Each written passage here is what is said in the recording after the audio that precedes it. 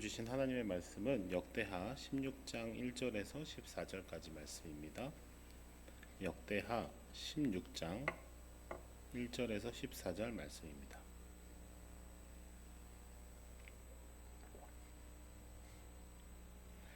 이 생명의 말씀을 한 절씩 교독하도록 하겠습니다. 아사왕 제36년에 이스라엘 왕 바하사가 유다를 치러 올라와서 라마를 건축하여 사람을 유다 왕 아사에게 왕래하지 못하게 하려 한지라. 은금을 내어다가 다메섹에 사는 아람 왕 벤하닷에게 보내며 이르되, 내 아버지와 당신의 아버지 사이에와 같이 나와 당신 사이에 약조하자.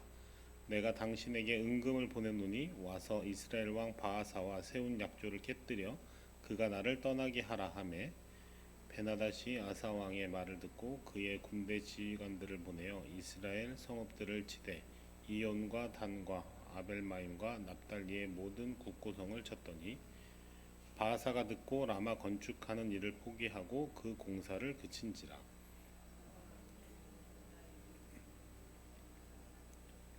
돌과 제목을 운반하여다가 게바와 미스바를 건축하였더라. 그때 선견자 하나니가 유다 왕 아사에게서 나와서 그에게 이르되, 왕이 아람 왕을 의지하고 왕의 하나님 여호와를 의지하지 아니하였으므로 아람 왕의 군대가 왕의 손에서 벗어났나이다. 구스 사람과 룹 사람의 군대가 크지 아니하며 말과 병거가 심히 많지 아니하더이까. 그러나 왕이 여호와를 의지하였으므로 여호와께서 왕의 손에 넘기셨나이다. 여호와의 눈은 온 땅을 두루 감찰하사 전심으로 자기에게 향하는 자들을 위하여 능력을 베푸시나니, 이 일은 왕이 망령되이 행하였은즉 이후부터는 왕에게 전쟁이 있으리이다 하매, 아사가 노하여 선견자를 옥에 가두었으니 이는 그의 말에 크게 노하였음이며, 그때 아사가 또 백성 중 몇 사람을 학대하였더라.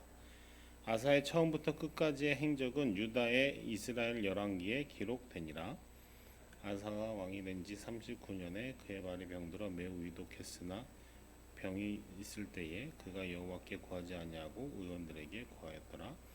아사가 왕이 있은 지 41년 후에 죽어 그의 조상들과 함께 누움에, 다윗성에 자기를 위하여 파두었던 묘실에 무리가 장사하되 그의 시체를 법대로 만든 각양향 재료를 가득 채운 상에 두고 그것을 위하여 많이 분향하였더라. 아멘. 오늘 본문은 북이스라엘 왕인 바하사가 남유다 왕 아비야 때에 잃어버린 땅을 회복하고자 이제 전쟁을 일으키는 장면으로 시작하고 있습니다.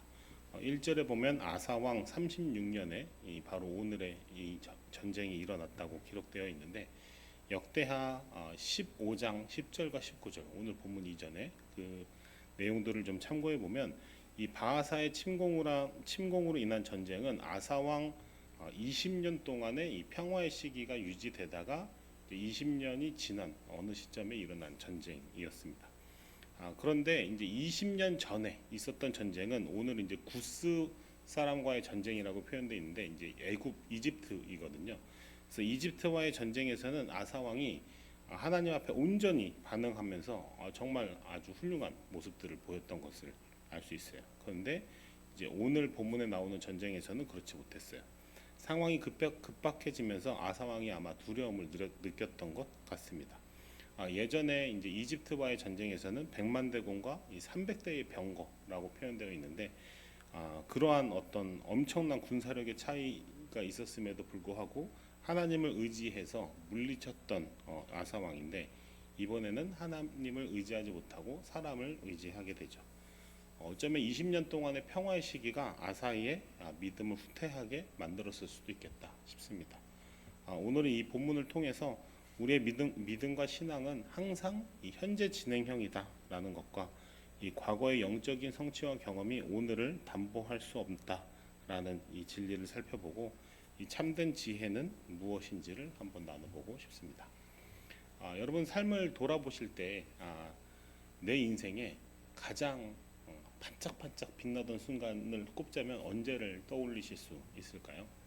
어떤 분들은 뭐 학업이나 성취, 직업에서 간절히 원하던 일을 성취했던 순간일 수도 있겠죠.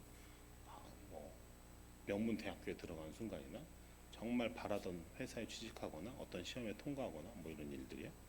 아니면 뭐 첫째 아이를 품에 안는 순간이라든지, 아니면 결혼을 하던 날이라든지, 처음으로 뭐 내 집 마련을 해서 이사를 했던 날이라든지 등등등 여러 가지 이 삶의 장면들이 떠올릴 수 있을 것 같은데요. 오늘 본문에 등장하는 남유다의 왕 아사 역시 이 영적이면서도 또 민족적인 아주 영웅적인 인물이었습니다. 이 아마 아사 왕에게 당신의 삶에서 가장 찬란했던 순간이 언제입니까? 라고 누군가 인터뷰를 한다면 분명히 이 이집트의 100만 대군을 물리친 사건이라고 꼽았을 거예요. 역대하 14장 말씀을 같이 한번 찾아보고 싶은데요. 역대하 14장 11절 12절을 함께 읽어보겠습니다. 역대하 14장 11, 12절입니다. 시작. 아사가 그의 하나님 여호와께 부르짖어 이르되 여호와여, 힘이 강한 자와 약한 자 사이에는 주밖에 도와줄 이가 없사오니 우리 하나님 여호와여, 우리를 도우소서. 우리가 주를 의지하오며 주의 이름을 의탁하옵고 이 많은 무리를 치러 왔나이다. 여호와여, 주는 우리 하나님이시오니 원하건대 사람이 주를 이기지 못하게 하옵소서 하였더니 여호와께서 구스 사람들을 아사와 유다 사람들 앞에서 치시니 구스 사람들이 도망하는지라. 네, 이 방금 읽은 바와 같이 아사 왕은 하나님을 의지해서 이 300개의 병거를 거느린 애굽의 100만 대군을 물리친 바 있었습니다. 그리고 이후에 선지자 아사야의 말을 듣고 온 유대 땅의 우상을 제거하고 하나님만을 섬기도록 다시 개혁을 단행해요. 그래서 다윗과 솔로몬 이후에 가장 첫 번째로 하나님께 칭찬받을 만한 그런 왕의 면모를 보여주기도 합니다. 심지어는 자신의 어머니 마아가가 아세라 목상을 만들었다는 이유로 이 태후의 지위에서 패하기까지 하는 그런 뭐랄까요? 그런 열심, 그런 순전함 이런 것들을 보여주기도 하죠.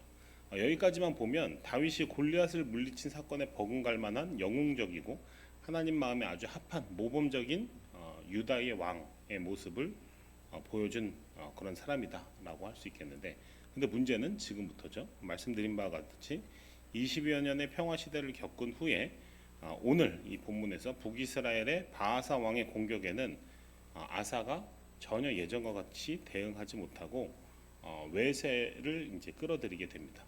북이스라엘과 국경을 접하고 있는 아람 왕 다메셋의 베나닷에게 이제 참전을 요청한 것이죠.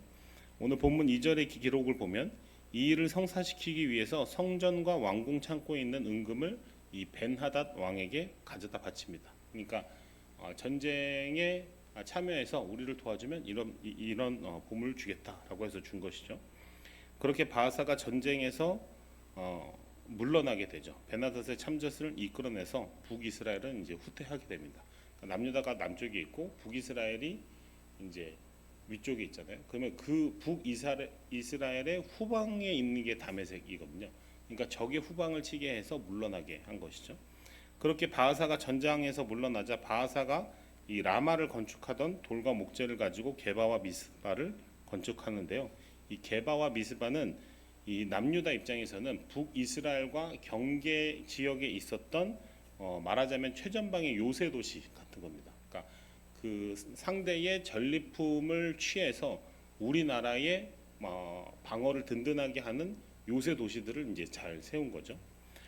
그럼 여기까지 들으면 어떠세요? 일반적인 시각으로 보면 만약에 우리가 요 내용들을 오늘 우리 뉴스 정치면 혹은 국제면에서 본다면 어떻게 생각하시겠어요?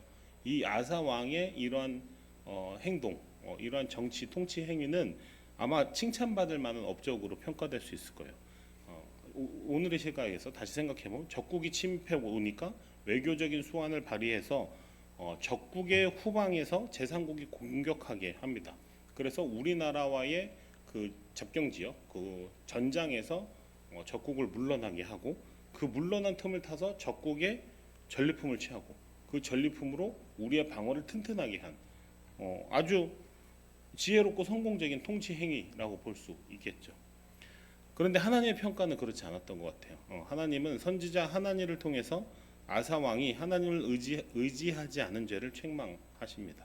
그리고 아사 왕이 경험했던 애국과의 전쟁과 이번 북이스라엘과의 전쟁을 대조하시면서 하나님을 의지하는 것이 승리다라는 것을 재차 강조하시죠. 이 오늘 말씀 9절에 보면 이 일은 왕이 망령되이 행하였은즉이라고 기록되어 있는데, 원어적인 뜻은 이 망령되이 행하였다라는 게 어리석게 행동했다라는 의미를 가지고 있습니다. 앞에서 말씀드렸듯이 바하사의 도발에 대한 아사 왕의 대처는 세상적인 관점에서는 외교수를 활용한 매우 현명한 통치 행위였다라고 볼 수 있겠는데, 하나님이 보시기에는 어리석은 행동이었다라는 것이죠. 성경이 말하는 어리석음은 무엇일까요? 성경이 말하는 어리석음은 지식이나 능력이 부족한 것이 아니라는 것이죠. 왜냐하면 이 아사 왕의 행위를 보면 아주 지식이나 능력이 출중했어요. 그럼에도 불구하고 어리석다라는 평가를 받는 것이거든요. 여호와를 경외하는 것이 지식의 근본이다라는 이 잠언 1장 7절의 말씀과 같이 하나님을 경외하지 않는 것이 어리석은 것이다라는 말씀입니다. 물론 지혜는 반대로 하나님을 경외하는 것이겠죠. 아사 왕은 아마 이 긴 평화의 시기를 보내면서 마음이 많이 둔해진 것 같기도 합니다. 지금 누리는 이 평화가 하나님께 의지한 순종의 열매라는 사실을 망각한 채 어쩌면 자신의 통치가 뛰어나서이거나 수완이 좋아서 태평성대를 누리고 있다, 이렇게 착각했는지도 모르겠어요. 아사 왕의 가장 치명적인 실수는 큰 위기가 닥쳤을 때 그것을 해결하기 위해 하나님께 즉각적으로 나아가서 엎드리고 하나님께 의지하고 하나님의 도움을 구한 것이 아니라 내가 활용할 수 있는 인간적인 해법을 찾아 나섰다라는 점에 있습니다. 그런 인간적인 해법과 수완이 당장에는 문제를 해결한 것으로 보이지만 결국 유다를 다시 전쟁의 비극으로 몰아넣게 된 것이죠. 아사 왕의 정치적인 능력과 군사적인 역량은 예전 이집트의 100만 대군이 쳐들어왔을 때보다 성장하고 어쩌면 더 성숙해졌는지도 모르겠어요. 그렇지만 분명한 것은 그때보다 어리석어졌다라는 것입니다. 예전의 전쟁에서는 오직 하나님만 보이고 그분께만 의지해서 승리할 수 있었는데, 이제는 왕으로서의 경험과 지식이 쌓여서 그런지 하나님보다는 국제 정세와 자신의 자원, 자신의 재물이 먼저 눈에 들어온 것 같아요. 보이는 게 많아지다 보니까 결국 보아야 할 것을 보지 못하게 된 것은 아닌가 싶습니다. 여러분은 조급할 때, 위기의 순간에 가장 먼저 찾게 되는 해결책은 무엇인가요? 하나님을 경외하는 마음, 하나님을 의지하는 마음, 하나님을 바라보는 마음을 잃지 않는 지혜로운 저와 여러분이 되시기를 소망합니다. 마지막으로 한 가지 더 나누고 싶은데, 아사 왕은 이 전쟁에서의 실수보다 어쩌면 더 뼈아픈 실수가 있었는데, 그것은 이 회개할 기회마저 잃어버렸다는 거예요. 사실 어쩌면 다윗이 아사보다 더 끔찍한 범죄와 실수를 범했다라고 말할 수 있을 것 같은데, 그럼에도 다윗은 하나님 마음에 합한 자라고 평가되는 이유는 다윗은 그래도 끝내 하나님 앞에 회개하고 돌아섰기 때문입니다. 그리고 회개하는 마음은 그 안에 하나님을 경외하는 마음이 있음을 의미하는 것이죠. 근데 불행히도 아사에게는 그 마음이 없었던 것 같아요. 오히려 하나님 선지자를 옥에 가두고 하나님 말씀에 불순종하게 되는 것이죠. 나아가 말년에 발에 병이 들어서 위독하게 됐을 때도 여전히 하나님이 아닌 자신이 생각하는 해결책만을 찾게 되는 모습을 볼 수 있게 되는 것이죠. 말씀을 정리하겠습니다. 오늘 아사 왕의 이야기를 보면서 다시금 이 신앙은 항상 현재 진행형이다 라는 생각을 하게 되었습니다. 아무리 과거에 기적적인 경험을 했고 영적인 큰 성취를 이루었고 영웅적인 희생과 섬김으로 놀라운 이야기가 있었더라고 하더라도 결국 신앙은 오늘을 사는 나의 이야기다라는 생각입니다. 아사 왕이 말년에 변질되어 버린 이유는 그 안에 하나님을 경외하는 마음이 없어졌기 때문이죠. 그렇게 긴박한 상황에서 하나님보다는 눈에 보이는 내가 컨트롤할 수 있는 방법들을 찾게 되는 것이고, 이에 대한 하나님의 질책 앞에서도 회개하고 엎드려지기보다는 듣기 싫어서 돌아서게 되는 것이죠. 결국 날마다 하나님 앞에 겸손히 나아가는 것만이 하나님을 경외하는 이 참된 지혜를 잃지 않는 태도라고 할 수 있을 것 같아요. 오늘 또 다가오는 명절에 여러 크고 작은 일들을 지나시면서 이 하나님을 경외하는 마음을 지키시는 지혜가 있으시길 소망합니다. 그 지혜로 말미암아 하나님이 허락하시는 평화가 각 가족과 삶의 자리에 충만하시기를 축복합니다. 기도하시겠습니다. 하나님 아버지 아사 왕의 이야기를 통해서 우리 자신을 돌아보게 하시니 감사합니다. 주님, 때로는 우리도 이 아사처럼 과거의 은혜를 잊고 위기 앞에서 주님보다 눈에 보이는 해결책을 먼저 찾기도 합니다. 평안의 시간이 오히려 우리의 마음을 더 무디게 만들기도 합니다. 하나님, 이제 우리에게 참된 지혜를 허락하여 주셔서 조급한 순간에도 긴박한 상황에도 가장 먼저 주님을 찾는 지혜로운 자들이 되게 하옵소서. 우리의 경험과 능력이 아니라 오직 주님을 의지하는 그것이 바로 승리임을 날마다 기억하게 하옵소서. 아버지, 당신 앞에 겸손히 엎드릴 수 있는 회개의 마음을 잃지 않게 하시고 주님을 경외하는 마음으로 오늘을 살아가게 하옵소서. 다가오는 명절과 일상의 크고 작은 일들 속에서 주님의 평화가 우리 가정과 삶의 자리에 충만하게 하옵소서. 우리의 신앙이 과거형이 아니라 현재 진행형으로 매일 주님과 동행하는 삶이 되게 인도하여 주옵소서. 우리의 현재를 항상 주관하시는 그리스도 예수님 그 이름으로 기도합니다. 아멘.